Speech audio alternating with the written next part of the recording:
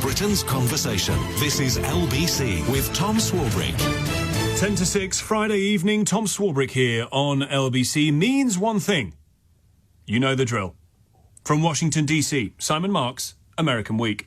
Tom, as this American week clatters to its end, the American government remains shut down.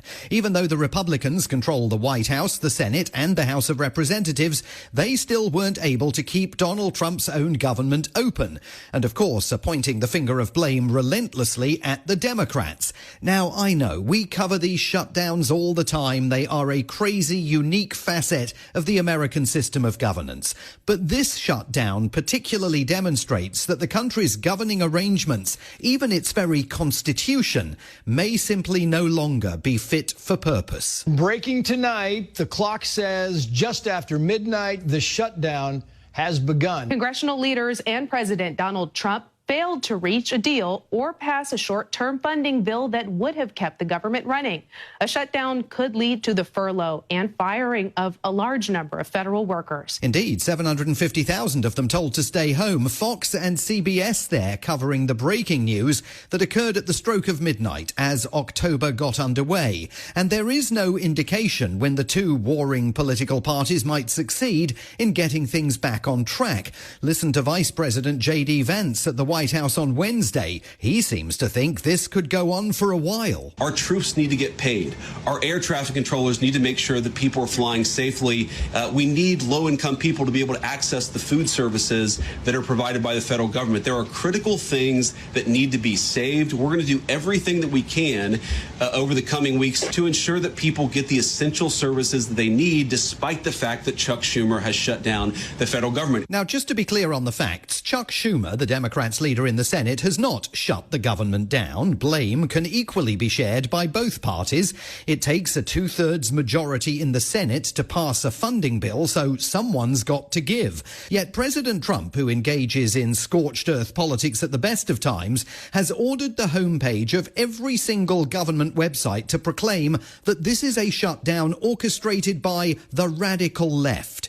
And in the days leading up to it, he was already relishing the opportunity to target Democrats, because that's what he means by the radical left, the second the shutdown kicked in. A lot of good can come down from shutdowns. We can get rid of a lot of things that we didn't want, and they'd be Democrat things. We can do things during the shutdown that are irreversible, that are bad for them and irreversible by them. We'd be laying off a lot of people that are going to be very affected, and the Democrats, they're going to be Democrats. So we've never seen anything like this before. Over the last 48 hours, the president has defunded, he says permanently, billions of dollars worth of projects in 16 separate states, all of them governed by Democrats. At least $8 billion worth of climate change projects have been shredded. And the president may be about to fire permanently tens of thousands of federal government workers, possibly more. While he says they're Democrats, the reality is that they're just civil servants. They've got every right to support whatever political party they want. And he cannot possibly know that the Americans he is laying off are all backers of the Democratic Party. This is not a normal government shutdown. That is Robert Reich. He served as President Bill Clinton's Labour Secretary. And while it is, from an international perspective, bizarre even to think that a government shutdown could be normal, his analysis of why this one isn't is spot on. Under normal circumstances, I understand why compromises are made to keep the government running. I have been in favor of keeping the government running. But our government is not running right now. It's effectively been shut down for months as Trump has destroyed checks and balances, usurped the power of the purse from Congress, and unleashed an authoritarian nightmare throughout the country. He says Democrats mustn't cave in, but there are some signs of cracks appearing within the party, which, remember, has been so silent and so irrelevant since Trump's return to power that they've got to box very clever if they want to avoid yet more public anger being directed at them. Meanwhile, there was plenty of fresh evidence this week of the untrammeled authoritarianism that now lies at the heart of the Trump administration. Get out the elevator! In a New York City courthouse this week, masked agents with Donald Trump's Immigration and Customs Enforcement Division encircled a Latina woman in an elevator, and then they physically assaulted photographers, ejecting them from the lift with such brute force that one had to be hospitalized. This was the same courthouse where last week, you'll remember, an ICE agent physically assaulted the pleading wife of a man from Ecuador who had just been torn out of the arms of their children by the president's thugs, who now operate with complete impunity all over the country. Oh, no, oh, no, no, no, no, no, no. Community members rush in to try to help a street vendor. What you're doing is kidnapping. As she's taken in by ICE. It happened Monday as Selena Ramirez was selling tacos on the sidewalk outside this Home Depot in Ladera Heights. ABC News in Los Angeles with that story. Elisa LeBlanc witnessed the incident. They didn't know what her name was. They didn't have a warrant. What I saw just looked like men trying to abduct a woman off the street. Meanwhile, in Chicago, ICE agents rappelled onto the rooftop of a residential building from a Black Hawk helicopter in the dead of night. The agency says they were looking for Venezuelan drug traffickers. Again, this from the local ABC TV station. Neighbors like Ebony Watson ducked for cover as they heard several flashbangs go off. They was terrified. The kids was crying. People was screaming. I was out there crying when I seen the little girl come around the corner because they was bringing the kids out too. Had them zip tied to each other. That's all I kept asking. Where's the morality? Where's the human? Nowhere to be found, unfortunately. Certainly not on display this week when President Trump, flanked by his Secretary of War, Pete Hegseth, ordered hundreds of generals and admirals based all over the world to fly home at short notice and attend a meeting at the Marine Corps base at Quantico in Virginia, as the commanding officers, collectively with thousands of years of battlefield experience, watched in stony silence.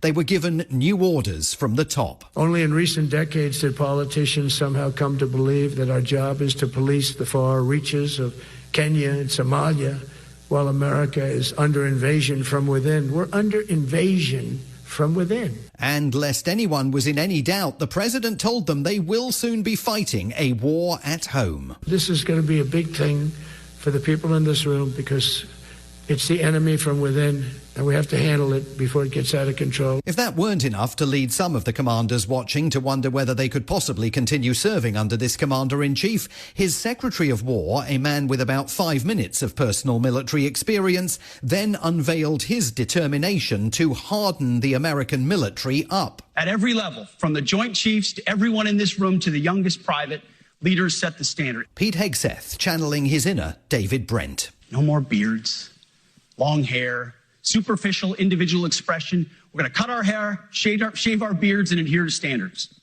No more beardos. That they sat through it is testament to the military discipline that he claims no longer exists. And yes, he did mention male-level physical standards there. Females, and certainly the transgendered, need no longer apply for combat roles.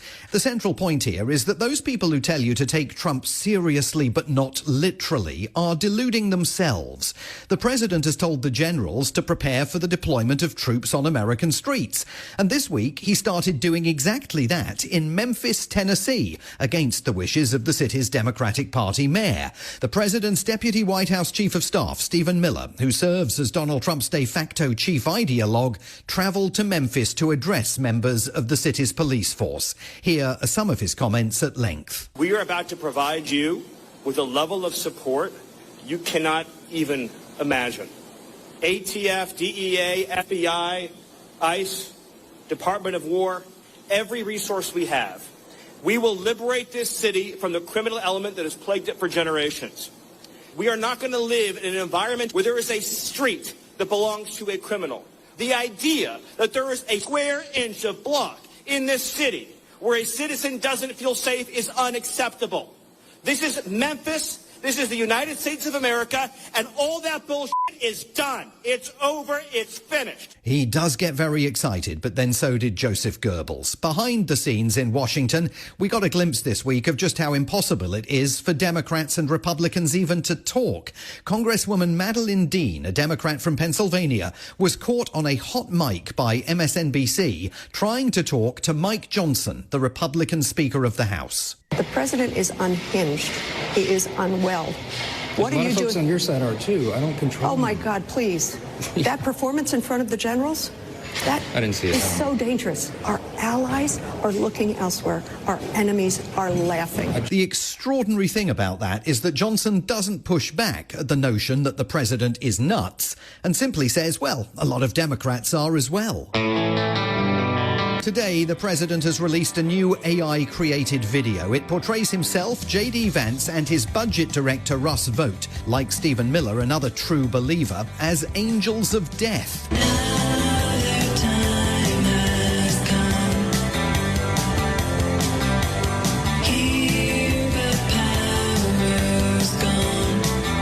Mr. Vought is portrayed as the Grim Reaper, preparing to eviscerate Democrat-backed projects that Congress has already voted to finance. Republicans will argue it's just a joke. But, Tom, in a country where politicians can't even talk to each other anymore, the president loves his shutdown, and he's using it to supercharge the authoritarianism that he covets.